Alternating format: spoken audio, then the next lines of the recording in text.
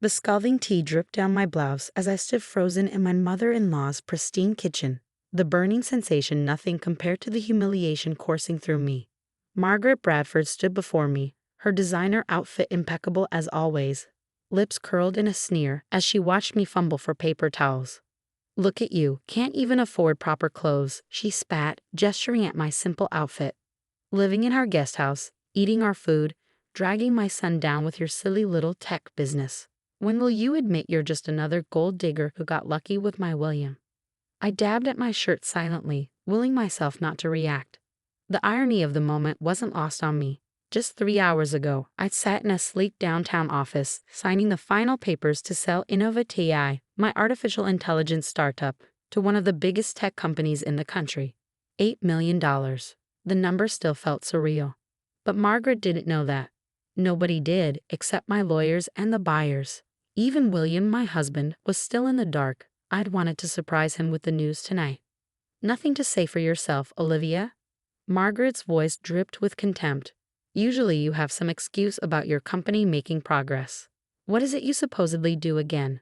Playing with computers?" I straightened up, meeting her gaze. "Artificial intelligence solutions for healthcare, Margaret, as I've explained many times." She laughed, the sound sharp and cruel. "Right, and yet, you're still living in our guest house because you can't afford rent. I warned William about marrying beneath him, but did he listen? Now look, stuck with a wife who can't even contribute to household expenses." The past 2 years flashed through my mind, endless nights coding, rejection letters from investors, doubt and fear. Through it all, Margaret's constant jabs and William's unwavering support. We'd chosen to live in their guest house not out of necessity, but because William insisted we save money while I built my company. His faith in me never wavered, even when I doubted myself.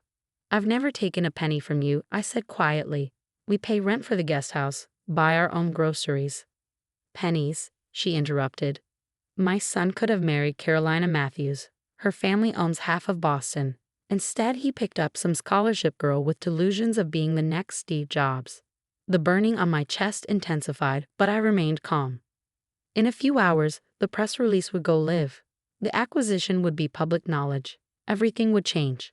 "I think I should go," I said, gathering my things. "William will be home soon." "Yes, run away. That's what you're good at. Just like your mother ran away and left you with nothing." Margaret's words hit their intended mark. She always knew exactly where to strike. I paused at the door, turning back to face her.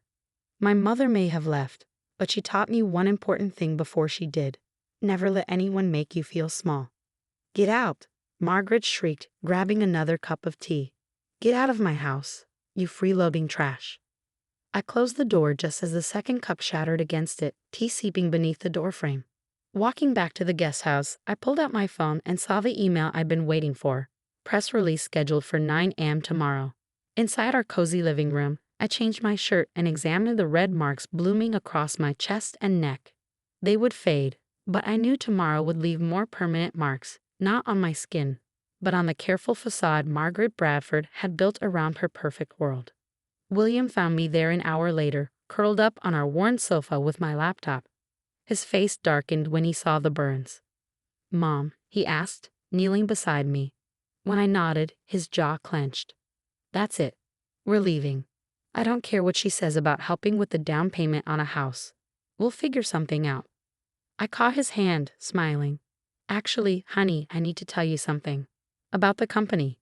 His eyes widened as I explained everything, the months of secret negotiations, the final sale price, the future possibilities.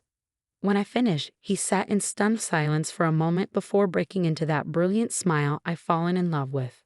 "I always knew you could do it," he whispered, pulling me close. "Should we tell Mom and Dad?" I shook my head, thinking of the press release scheduled for tomorrow morning. "Let's wait. Some news is better delivered over breakfast." As we sat there, planning our future, I touched the tender spots on my chest where the tea had scalded me. Tomorrow, Margaret Bradford would learn exactly what kind of woman her son had married. But tonight, I had everything I needed: success on my own terms, the man I loved, and the quiet satisfaction of knowing that sometimes justice serves itself. The next morning, I took extra care getting dressed. A crisp white blazer, tailored black pants, and the one luxury I'd allowed myself last year, a pair of Christian Louboutin heels. As I applied concealer to the fading tea burns on my neck, I heard William's phone buzzing incessantly. "It's starting," he said, showing me the screen filled with notifications. The press release had just gone live, and my LinkedIn profile was exploding with congratulations. TechCrunch had already picked up the story. Innovative AI acquisition. Healthcare tech startup sells for $8 million. Right on cue, the front door of the main house slammed. Margaret's shrill voice carried across the garden. "William, William, get over here right now." I touched my husband's arm. "Ready?" He grinned, taking my hand. "Let's give her the good news." We found Margaret in the kitchen, her perfectly manicured hands shaking as she held her iPad. Robert, my father-in-law, stood behind her, looking shell-shocked as he stared at his phone. "What is this?" Margaret thrust the iPad at us. "Some kind of joke? Your little startup selling for $8 million? This must be fake news." I took a seat at the kitchen island, the same spot where she'd thrown tea at me yesterday. "No joke, Margaret. The deal closed yesterday morning. Innovative is now part of MedTech Solutions." But, she sputtered, her face flushing. "You live in our guest house. You wear the same clothes for years. You drive that terrible old car." "It's called being practical," I replied calmly. "Every spare penny went back into the company. That's how you build something valuable." Robert cleared his throat. $8 million. Congratulations, Olivia. That's incredible." "Thank you, Robert." I smiled at my father-in-law. Unlike Margaret, he'd always been civil, distant, but civil. "This isn't possible," Margaret insisted, her voice rising. "You're nothing but a scholarship charity case. I looked up your background when William started dating you. Single mother who abandoned you, community college transfer." "Mom," William's voice cut through her tirade. "That's enough. You've spent years looking down on Olivia, treating her like she wasn't good enough. Well, guess what? While you were busy judging her background, she was building something extraordinary." Margaret's face contorted. "She must have cheated somehow. There's no way." "Actually," I interrupted, pulling out my phone, "would you like to see how?" "I have a presentation I gave to the MedTech board. It explains how our AI technology is revolutionizing early cancer detection. Though it might be a bit technical for you. Lots of playing with computers involved." The dig landed. Margaret's mouth snapped shut, her face turning an interesting shade of purple. Robert stepped forward, ever the businessman. "The guest house. I assume you'll be moving out?" he asked. "Yes," William answered. "We've actually had our eye on the Mitchell estate. You know, the one Mom's always talking about. The colonial on Maple Street?" Margaret's head snapped up. "The Mitchell's house? But that's the most expensive property in the neighborhood. I've been trying to get into their social circle for years." "I know," I said sweetly. "They're lovely people. We had dinner with James and Helen Mitchell last week to discuss the purchase. They're excited to have some young energy in the neighborhood." The look on Margaret's face was priceless. The Mitchells were old money, the kind of people she desperately wanted to associate with but could never quite reach. "You had dinner with Helen Mitchell?" she whispered, looking faint. "She's an early investor in female-founded startups," I explained. "We met at a tech conference last year. Lovely woman. She mentioned you've been trying to join their country club. Tough luck about the waitlist."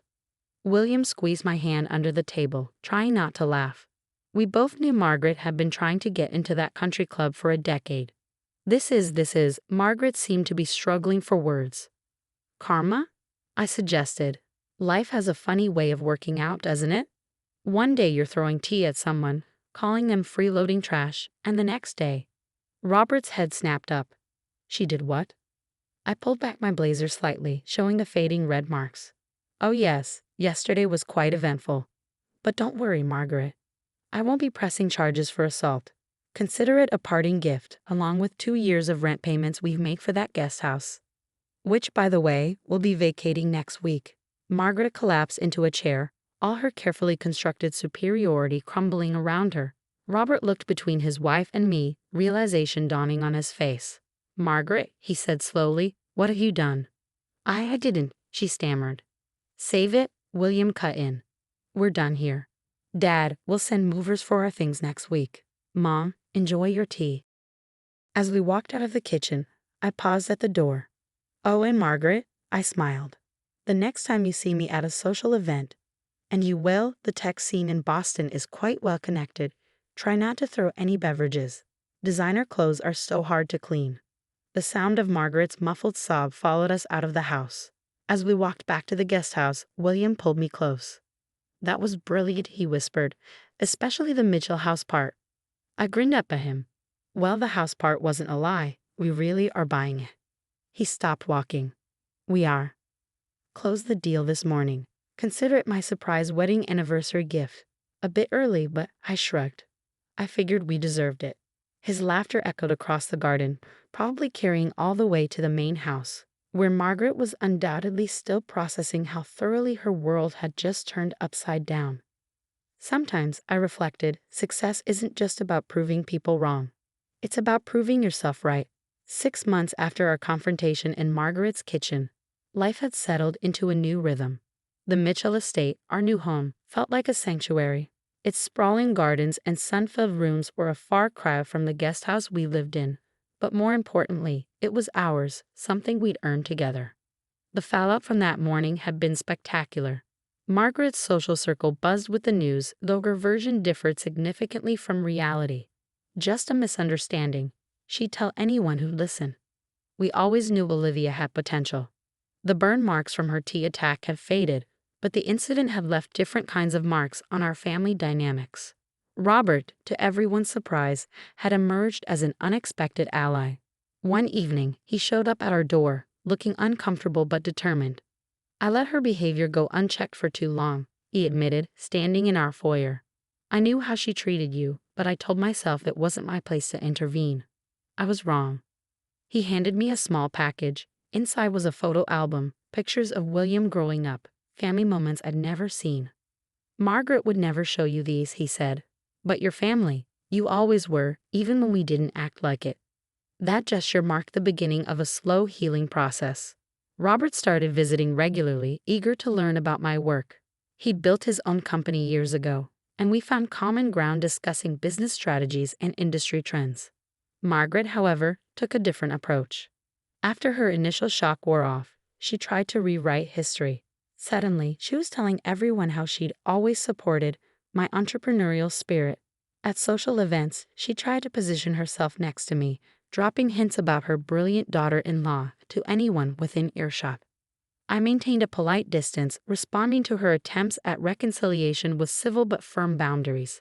The memory of that scalding tea and years of subtle cruelty wasn't so easily erased. One afternoon, as I was leaving a board meeting at MedTech Solutions, I ran into her at the local coffee shop. She was alone, looking smaller somehow without her usual audience. "Olivia," she called out, half rising from her seat. I've been hoping to run into you." I could have walked past. Part of me wanted to. Instead, I paused at her table. "Yes, Margaret." "I've been doing a lot of thinking," she said, fidgeting with her coffee cup. "About how I treated you. About that day with the tea." She trailed off, looking lost. "And?" I prompted. "I was wrong," she whispered. "I was so focused on status, on what other people thought, that I couldn't see what was right in front of me. I'm sorry." I studied her face, searching for the manipulation I'd grown so accustomed to.